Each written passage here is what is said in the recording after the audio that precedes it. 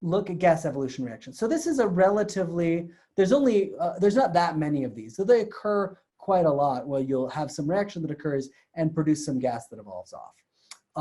And a lot of them you can recognize by treating them, most of them are acid-base reactions, and then what what comes out of it decomposes into water and a gas, or sometimes just is directly a gas. So looking at this, 2HCl plus K2 potassium sulfide. So this is an acid-base reaction where chloride and potassium are essentially spectator ions, and you have 2H plus reacting with S2 minus to produce the acid, the weak acid H2S.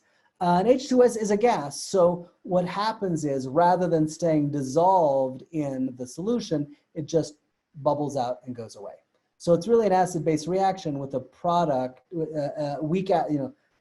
H2S is a weak acid that happens to not want to stay around its solution. Okay, so since H2S is a weak acid, then K2S is very basic. All right, so looking at this next one, it's the same idea. We have an acid reacting with a base. You have essentially 2H plus CO3 2 minus, since this is soluble, to produce H2CO3. And the interesting thing about H2CO3, you notice it's real, if you look at the molecular formula, it's essentially H2O plus CO2. And it turns out that H2CO3 is more happy as H2 plus CO2 than it is as H2CO3. So it just it reacts and CO2 is produced. Same thing with hydrochloric acid for an acid with some sort of salt of sulfite, SO3.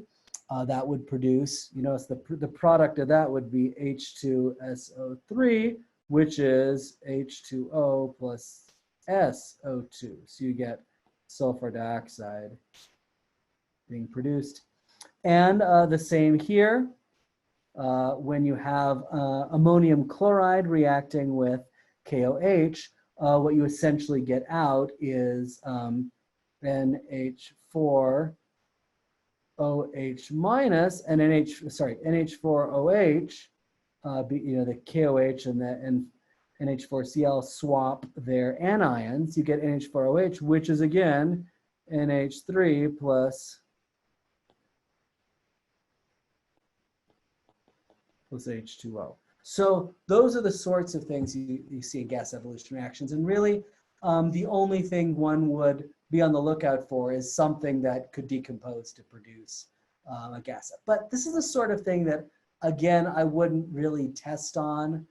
I'd probably give you the gas evolution reaction. I mean, gas evolution reaction, one common thing is to do stoichiometry on these and predict how much initial reactant there was based on how much gas how many liters of gas you collect. But I'd tell you the reaction that it was a gas evolution reaction. I wouldn't go through and try to have you try to remember which acids decompose into H2O and some other gaseous compound there. So I wouldn't generally